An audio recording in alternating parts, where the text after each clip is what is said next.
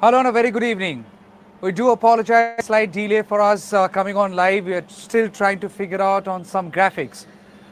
To begin with, the content in this live broadcast could be a little disturbing. The description could be a little graphic. Viewers' discretion is solicited. I do apologize. The content could also invite some amount of agony for the bereaved family. It might just take them back to the moment when they had seen their daughter for the very last time. And in folded hands, we do apologize. To begin with, it is day 23. It's been 23 days since the brutal rape and murder of the RG Kar doctor. It's been 23 days as the wait for justice lingers. It's been 20 days that there had been multiple theories doing rounds, multiple questions being raised, multiple suggestions are being made as whether it is a crime commissioned by one or others are equally involved. It's been about 17 days that the matter is with the CBI, and we are waiting for some more clarity as far as the investigation by CBI is concerned to come as Supreme Court hears the matter once again on 5th of September. But tonight, we will focus on the night that is August 9, 2024. Tonight, we would focus on the intervening night of August 8 and August 9, as what Sanjoy Roy, the arrested prime accused, did. What did he do? How did he reach there? How did he manage to find the medical student, the second year student inside the seminar room?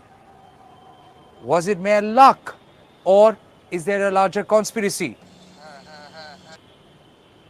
At this juncture, while Sanjoy Roy is the only one arrested, and he has made certain revelations before the investigating agency, having through some very specific details, and we attribute them to our sources.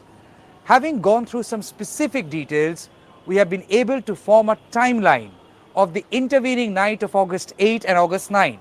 What Sanjoy Roy did before he arrived at RG Kar Medical College and Hospital and before he committed the crime. Let's begin with August 8. And here comes graphics 1. On 8th of August at 1 p.m., hear me carefully, on 8th of August at 1 p.m. in the afternoon, Sanjoy Roy had gone to RG Kar Medical College and Hospital. Why did he go there? The answer is known to many. He had been working as a representative of the welfare volunteer organization of the civic volunteer and Kolkata police, given the mandate that anybody admitted, either Kolkata police official or anyone from the civic volunteer, the admission process, facilitation and the overall supervision has to be done by someone who represented the welfare organization. So Sanjoy Roy was entrusted with the responsibility to oversee the process of admission anyone from Kolkata police or civic volunteer. It happens if somebody had been standing on the road, a surgeon, and an unfortunate accident happens, then the surgeon or any other police officer would be rushed to the emergency ward of a hospital. So at RG Kar Medical College and Hospital, this welfare organization had stationed their representative via Sanjoy Roy. So thus, Sanjoy Roy went there on 8th of August at 1 p.m. because he wanted to go there and see whether somebody has come and whether he has got some job at hand. An hour later, he left RG Kar Medical College and Hospital. At 5 p.m., Sanjoy Roy goes back to RG Kar Medical College and Hospital, and we are still talking about 8th of August. At 5 p.m., Sanjoy Roy goes back to RG Kar Medical College and Hospital, stays there for half an hour, and then leaves again. And then, on 8th of August, for the third time, he went back to RG Kar, and this time it was 11 o'clock at night. Did he go there alone? The answer is no. At 11 o'clock at night, on 8th of August, Sanjoy Roy, on his bike, went to RG Kar Medical College and Hospital along with his friend. Why did he take his friend to RG Kar Medical Hospital? Because his friend's brother was admitted inside RG Kar Medical College. His friend also happens to be a civic volunteer. So both of them on one bike, that is the bike of Sanjoy Roy, went to RG Kar Medical College and Hospital at 11 p.m. at night. Sanjoy's friend goes inside the hospital, meets his brother. Sanjoy too goes and says a hi to him. Both of them come out in say about 20 minutes time, and then they decide the night is long and let's make it happening. By 11:30, near central Kolkata, between central and north Kolkata, Sanjoy and his friend goes inside a bar, and inside that bar, both of them drank whiskey. After consuming alcohol, Sanjoy and his friend on his bike straight went to the red light area, the biggest red light area in Kolkata, known as Sonagachi. It is near Shobha Bazar, the northern part of Kolkata. Both of them goes inside. How long did they stay? It was already post midnight, and Sanjoy's friend had initiated negotiation, but the deal did not happen. Both Sanjoy and his friend returns from Shobha Bazar. They leave Shobha Bazar say by 12:30, 12:40. They again drink. By the way, I missed out saying that at 1 o'clock in the afternoon, after going back from RG Kar Medical College and Hospital, Sanjoy drank.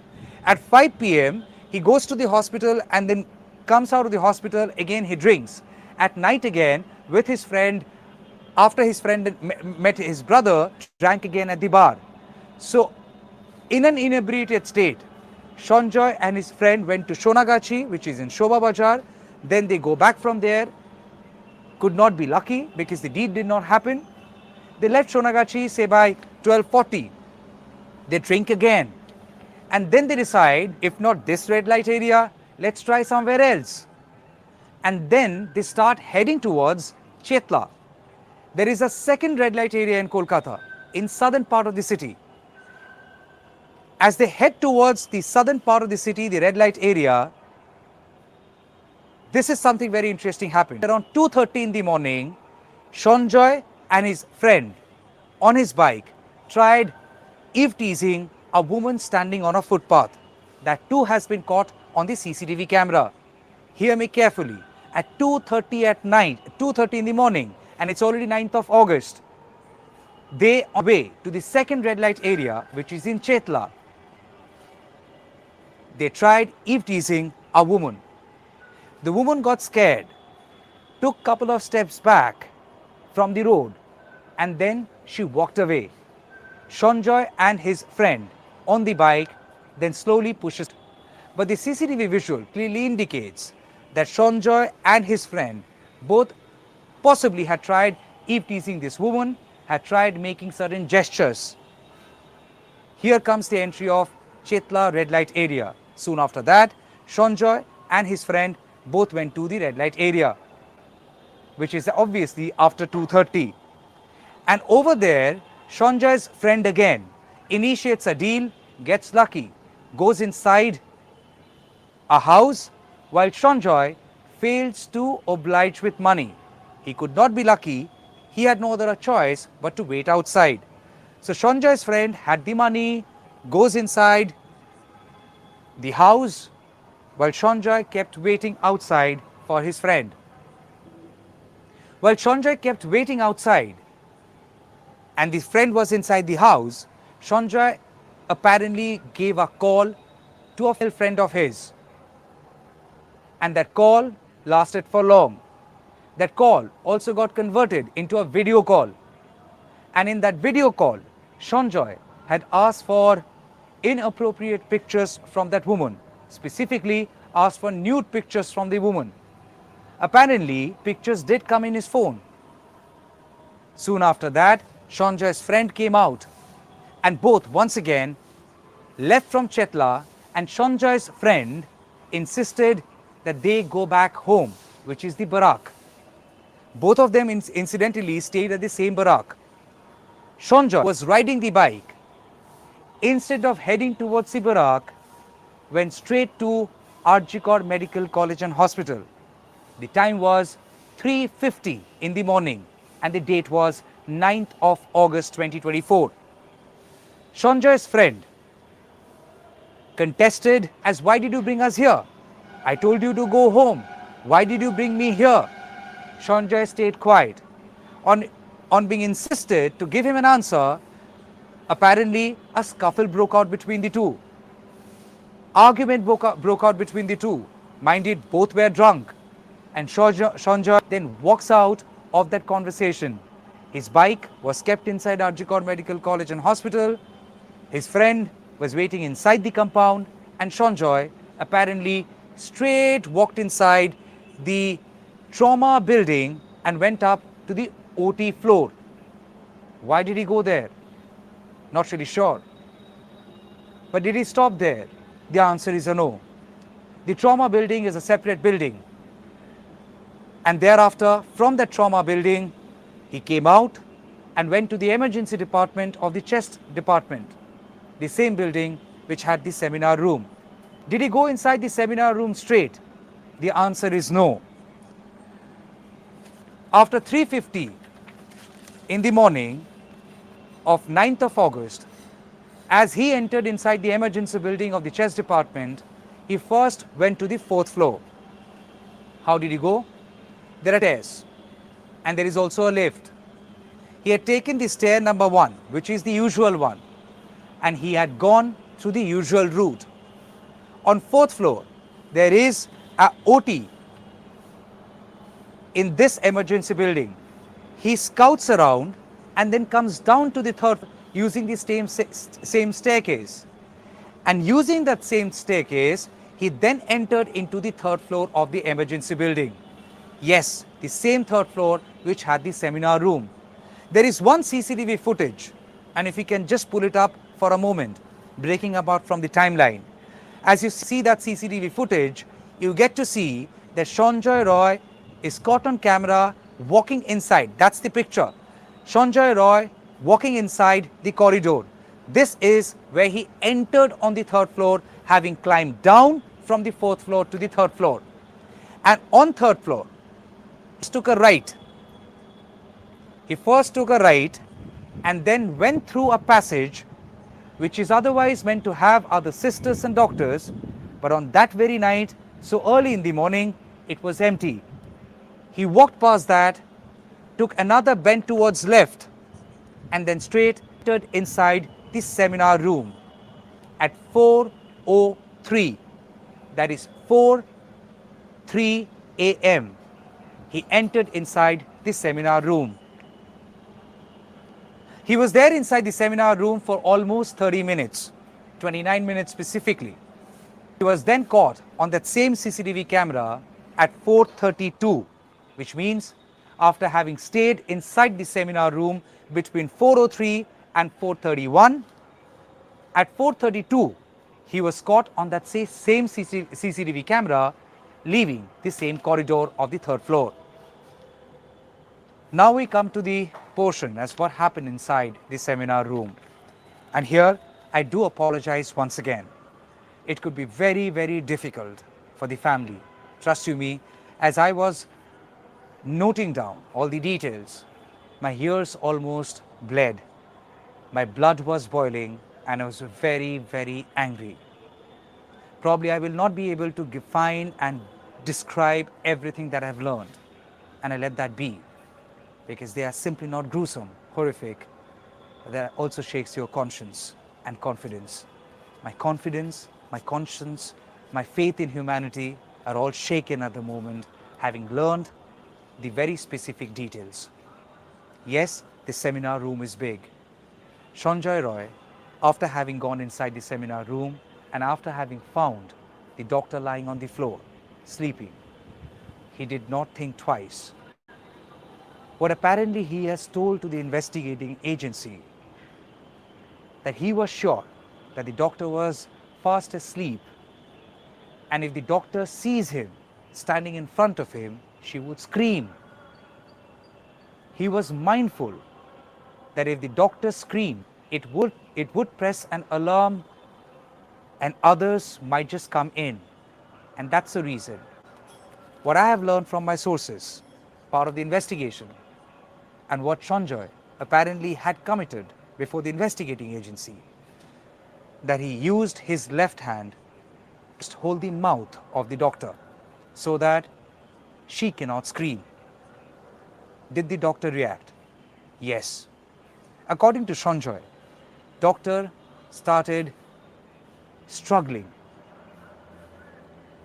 as she moved her hands in the air, unable to fathom what's going on, and even before she could react as what's going on, she could feel somebody is trying to hold her breath, press her mouth down, and in that struggle, her right hand had also hit the face of Sanjoy. That's the reason there were scratches on his face. Sanjoy realized that he is failing to overpower the woman, and that's when he used his second hand, the right hand, to strangulate her. If the left hand was on her mouth, the right hand straight to her collar, and he tried smothering and strangulating simultaneously. According to Sanjoy, the struggle of the doctor did not last for more than 30 or 40 seconds, and soon after that, she went motionless. Did I let her be after that? The answer is no. He did commit the crime. Taking advantage of a motionless doctor, he did commit the crime. There are certain other details which I can't spell out, but those details also constitute a very important part of the investigation. As he was commissioning the crime, by the way, Sanjoy was asked by the investigating agency, and what I've learned from the sources, as how are you so sure the motionless doctor was already not dead? To which Sanjoy apparently replied, I'm certain she did not die because while I started my act, she did move once or twice. And that's not it.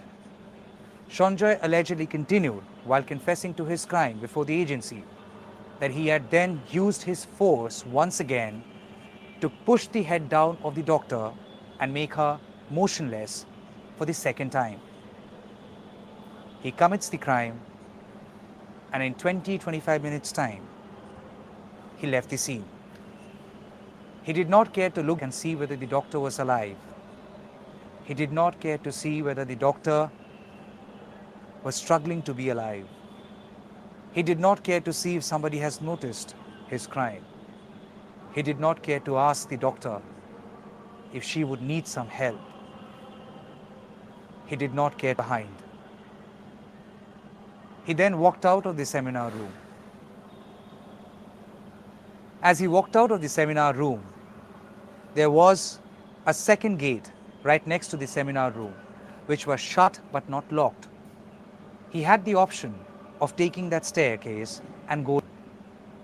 According to Sanjoy, who had then slightly gotten his senses back, it occurred to him that that staircase has CCTV camera on every landing. It occurred to him that he has already committed a crime, and thus instead of taking the second exit, which was merely shut, not locked, he followed the same path which brought him to the seminar room. He followed the same corridor back to go down of RG Kar Medical College and Hospital emergency building's door. This time, the CCTV camera, which had first captured him enter, captured him leave the corridor for the second time in a gap of, say, 29 to 30 minutes. Here's another catch. While leaving that corridor, and because he had his senses slightly back,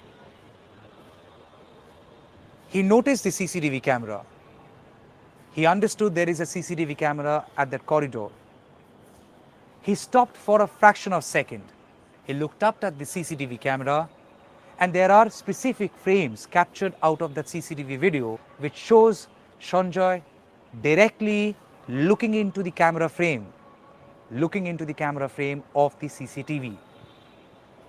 And hold on, the criminal in him told him that Sanjoy, you could be caught. So after noticing the CCTV camera, again it's in the CCTV video, he took few steps back. And probably that he had learned from some movies, he tried running through the corridor. Imagine, there is a CCTV camera. He notices that. He realizes he is caught. He then takes few steps back and then runs in a whisker, thinking and hoping that in that motion, if he crosses the CCTV camera, he could just get lucky and not get caught. He was not lucky. His entry into the corridor and his exit in this manner, both were caught CCTV. The most crucial evidence apart from his Bluetooth that was there lying next to the medical doctor. I did try, asking the agency people, my sources, and I'm not specifying which agency, I let that be, as whether after committing the crime, did he try to touch any of her belongings, her bag, her clothes, her trouser, the blanket, her belongings, her phone. Sanjoy very meticulously did touch any of her belongings. He probably realized that touching those belongings would ensure his fingerprints fall on them. And like a gambler would play a gamble, he left the corridor after committing the crime, hoping that he won't be noticed. He won't get noticed. As things stand now, and after Sanjoy has given an admission to both Kolkata police and CBI, as what you have learned from sources, he has committed to his crime. And it was specifically asked to whether he was alone. He apparently had said, yes, he was alone. He was alone who has committed the crime. And he also demanded that he be hanged. But there are a couple of questions that you are very, very bothered about. And if you get those questions, how did Sanjoy know that there is a possibility or a probability of somebody sleeping inside the seminar room? How did Sanjoy know that a lady doctor was actually sleeping inside the seminar room? His entire squander inside the RG Kar Medical College and Hospital, after he came down to the hospital at around 3:50 in the morning of August 9 with his friend, and he first went to the trauma building, to the OT, then he went down and then he went up to the emergency building, went up to the 4th floor, roamed around the OT of the emergency building, then came down to the 3rd floor. Was that mere squandering? Or he had some specific input that Sanjoy, go inside the seminar room, there is a lady doctor sleeping. That's where we have a big question which is still unanswered. And it seems like there is more than what meets your eyes. How did Sanjoy, who was absolutely inebriated, in an inebriated state, be so confident that he will find his prey inside the seminar room? Was it a random hunt, or he had some specific information? If yes, then who provided him the specific information? Because committing the crime is one thing, abetting the crime is equally a crime. If some tried providing him specific information, was it done over phone, WhatsApp, social media messenger, or was it a man-to-man personal communication? Because I'm sure Sanjoy's phone had been scanned by Kolkata police, Sanjoy's phone has also been scanned by CBI, and thereafter nobody has said if there were any indications of anyone else over phone, either through WhatsApp or over a normal call, had given this information or passed on this information that, look Sanjoy, go there inside the seminar room, there is a lady doctor sleeping. So how did somebody, if at all, had communicated this information to Sanjoy over phone, will go unnoticed, specifically after the phone has been scanned by both the agencies? And mind it, these impressions cannot be deleted. These impressions lie at different. These impressions are not at the at the custody of one individual or one investigating agency. There are operators, there are cell phone manufacturers. Even if you delete WhatsApp, WhatsApp can be approached. Some message can be decoded, some message can be broken into. So all that is possible. And if all these possibilities have been explored, does it mean that nobody has found any traces of a third person or a second person trying to inform Sanjoy that you would find your prey inside the same room? Was it a random guess that he may fight someone there, or he had some specific information? Did he recce the crime spot beforehand? Did anyone do the recce for him? There are a couple of questions. Again, we are not trying to inject suspicion. We are not trying to indulge in speculations, but you are just trying to wonder as a human being. Is it possible for someone to be so sure that he would find his prey inside the seminar room? If you have noticed in the scheme of things, in the chronology, that Sanjoy had gone inside the RG Kar Medical College and Hospital with his friend at 3:50 in the morning. So what happened to his friend? Was he waiting all along for Sanjoy to come out? There is a no. His friend, after they had fought, had left RG Kar. How did he go back to the barracks? He had taken a motorbike, possibly a Rapido. But before booking a Rapido, because he was running short of cash, he go to meet his brother who was already admitted at RG Kar. Recall, his brother was already there. So he went back to his brother. Sanjoy's friend had gone to his brother at around 4 o'clock in the morning asking for some cash. His brother, who is already admitted there, said, I do not have cash. Away. Sanjoy's friend left the hospital. He was initially thinking if he can get some cash, then he would just take random lift from anyone on the go, and thereafter, he would pay him some token money. But that did not happen. Sanjoy eventually had to book a Rapido, and he went back to the barracks, and over there he paid the person in cash. This is what we have learned from the sources, and all of that indicate that Sanjoy has so far admitted to have committed the crime all by himself, while there are evidences indicating that the crime possibly has been committed by one individual, and it's Sanjoy. The question still remains, did a second person or a third person try helping him in this crime? Did a second or a person help him as an abettor in this entire crime? As I said, the details are quite graphic, and I do apologize before the family. I'm sure the moment could be very, very agonizing for the family and the friends, and also for everyone with a human heart left in them to go through all of these details. My producer says I should be going through the comments. If I can ask Shumon if he can help me read them. I will try and take questions if at all I have answers to them. But Sanjoy is less of a human being. And of course he's a criminal, he's a beast. And you know what? From day one we have been running this campaign, hang the rapist, hang the rapist, hang the rapist.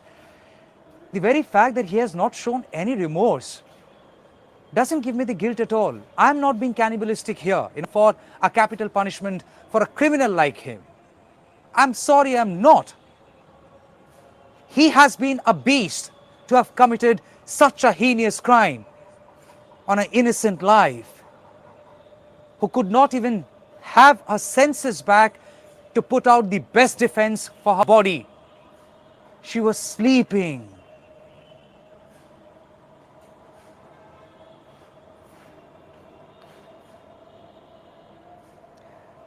Somebody has said, last live you provided some audio clips telling that those are verified by you, but the father of the victim clearly refused and told that the audio are not real. Please this on this live. Well, I take full responsibility of every information that we play out on NTT. As I said, these audio clips are there in public domain, and without attributing to anyone, either to the family of the bereaved family or to an agency, we have played out the audio clips. Are they verified by me? The fact that I take absolute responsibility of every story that we run here possibly answers your question. How did I do my homework? How did I do my journalistic pursuit? Leave that to me.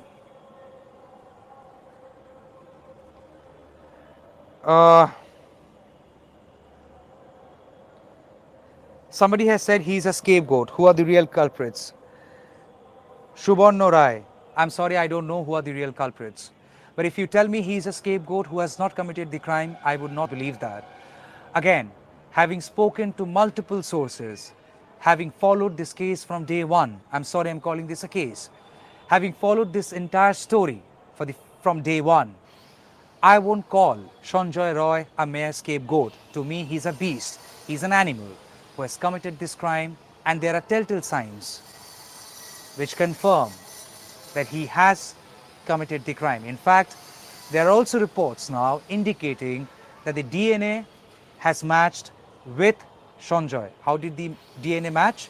As I told you, initially when Sanjoy had tried shutting the mouth of the doctor and she was struggling while she had thrown her hands in the air, at some point it had also hit the face of Sanjoy and some portion of his face got scratched. And those scratches are also documented in the medical report of Sanjoy. When the scratch happened, some skin and tissues of Sanjoy had gone inside the nail of the doctor. That's how the tissues from the nails were collected and matched with the tissues of Sanjoy's body. The match happened, confirming the DNA, confirming the presence of Sanjoy on the crime was commissioned.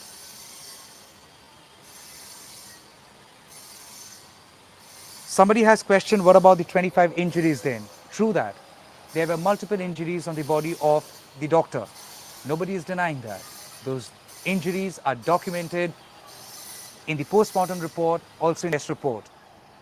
Whether these injuries were unleashed on a motionless body by Sanjoy, we cannot really confirm. I have not been able to ask that question.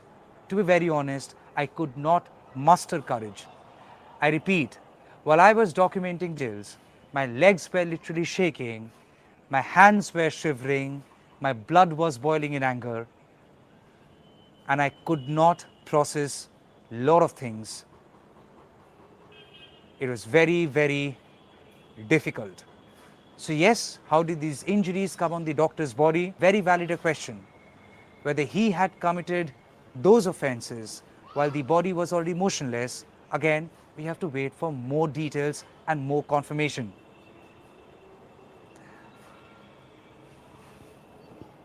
Somebody has questioned, what is CBI doing? Well, as I said, we hope that CBI's investigation and the second status report, as and when it's filed, hopefully on 5th of September, in the course of the court's hearing, the Supreme Court's hearing, we would understand which way the investigation is going. At this point, yes, there is a lot of angst in people. Please understand, it's been 23 days and the chorus demanding justice have not died down. They have not been silenced under any circumstances. The weather has not been able to silence them or any situation. People demanding justice even had hit the street today. So yes, there are people who have also gone to the CBI's office. At this juncture, we only hope and pray some clarity emerges through the legal process for us to understand where is the investigation headed, and whether it was Sanjoy alone or others involved in this very crime. It is very, very important to note, after Sanjoy Roy's arrest, several days have passed by. There has not been a single arrest thereafter.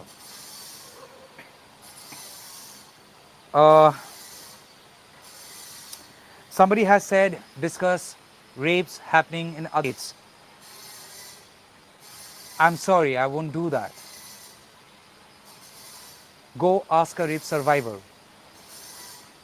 Her pain is no less. Her fear is no less than any other survivor in any other part of the country. Yes, it's a fact. We should talk about every incident. And if you ask me,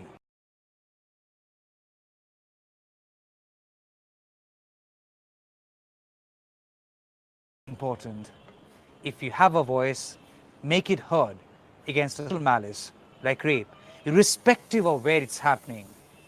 A rape happening in any other part of the country, it's equally a shame for you and me, even if you are seated in Bengal or Rajasthan or Goa or Manipur or Bihar or Telangana.